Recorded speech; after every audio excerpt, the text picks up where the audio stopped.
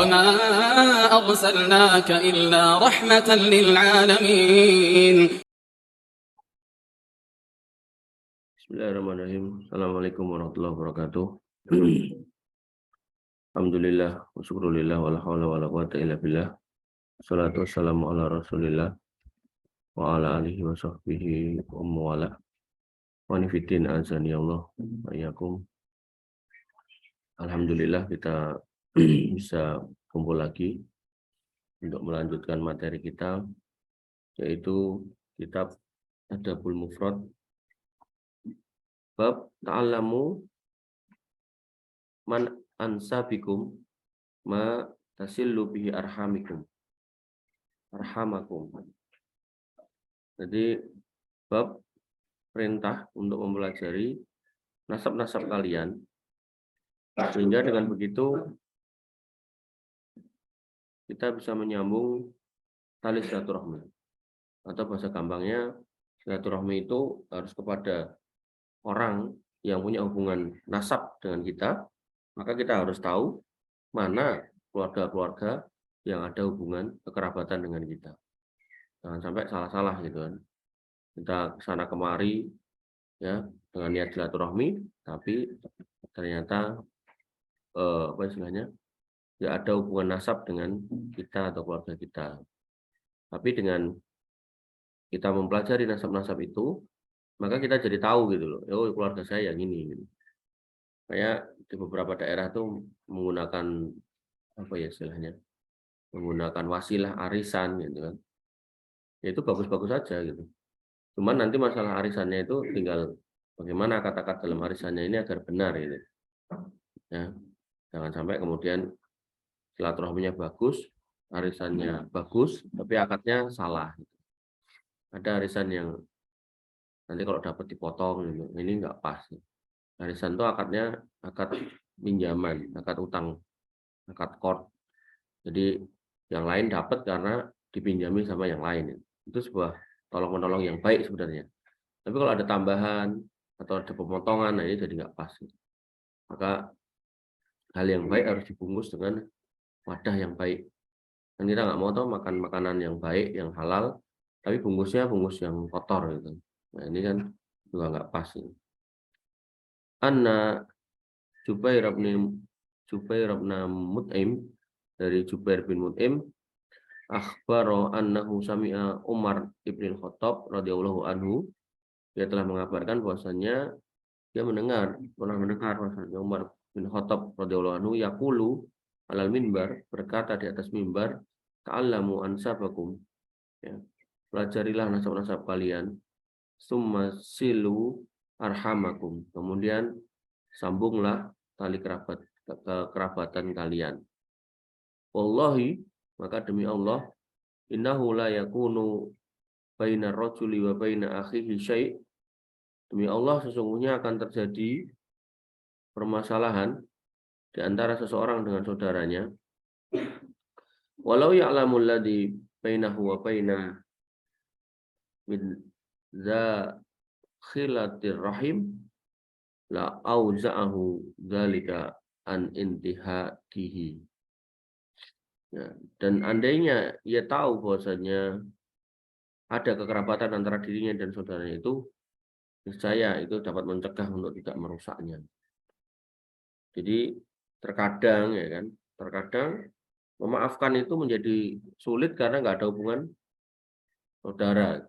Tapi begitu ada hubungan persaudaraan, wis lah kayak dulurku gitu kan. Maka Umar bin Khattab memerintahkan atau menyeru kepada kaum muslimin waktu itu, pelajari nasab-nasab kalian, agar nanti kalau ada perselisihan barangkali kamu lebih mudah untuk memaafkan daripada kamu gak ada hubungan apa-apa. Karena pada waktu itu dan sampai hari ini juga masih ada di daerah-daerah tertentu itu kekerabatan itu kental banget itu, sehingga ketika itu saking kentalnya itu kalau tahu itu kerabatnya itu, maka cara memaafkan itu jadi mudah banget ya. Karena memang masih apa ya, saling mendukung antara satu dengan yang lain sama saudara ya. Maka Umar bin Khattab mengambil sebab itu juga agar kemudian bisa mempermudah proses perdamaian kalau ada perselisihan. Oke. Kemudian hadis yang ke-73 Wa an Ibnu Abbasin annahu qala, dari Ibnu Abbas radhiyallahu anhu bahwasanya beliau berkata, ikhwadu ansabakum, peliharalah atau jagalah nasab-nasab kalian, tasilu arhamakum, maka dengan begitu akan tersambung kekerabatan kalian. Artinya sering-sering dicek, ya, ini siapa, kenal enggak, ada jalur enggak dengan kakek kita, nenek kita, bapak kita, ya, agar kemudian selalu senantiasa tersambung hubungan kekerabatan. Fa innahu la bu'da bir rahimi idza qarubat,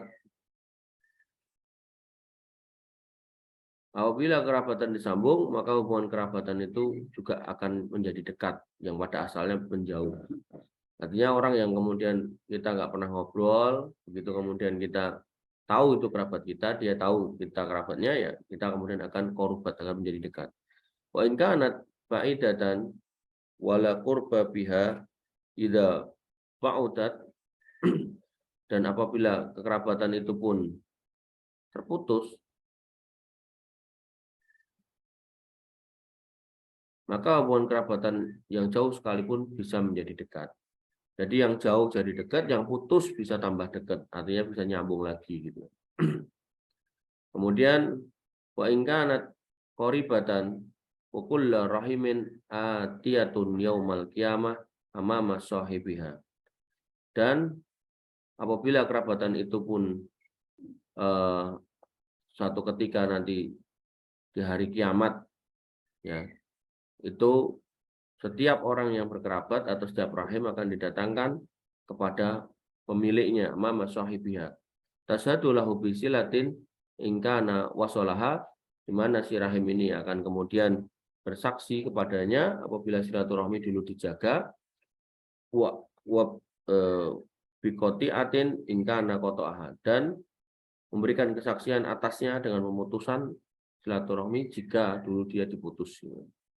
Artinya proses menyambung tali kekerabatan ini benar-benar harus dilakukan atas dasar persaudaraan darah, sehingga yang jauh menjadi dekat, yang dulunya putus bisa nyambung, dan nanti si rahim itu akan kemudian dibangkitkan dan ditanya, dihadapkan kepada pemiliknya, apa yang dilakukan orang-orang ini gitu. Maka si rahim di sini kemudian akan mempersaksikan kalau dulu dia ini memutus aku atau menyambung aku. Rahim di sini bisa bermakna dua, ya. Rahim dalam artian rahim yang ada di perempuan itu, atau kemudian rahim dalam artian silaturahmi yang dibentukkan dengan makhluk tertentu. Sebagaimana maut nanti juga dibentukkan dalam bentuk domba yang bisa disembelih. Sebagaimana rasa benci, rasa segala macam itu nanti juga bisa dibentukkan dalam satu domba yang kemudian disembelih oleh Allah Subhanahu wa taala, lalu di surga udah nggak ada itu semua.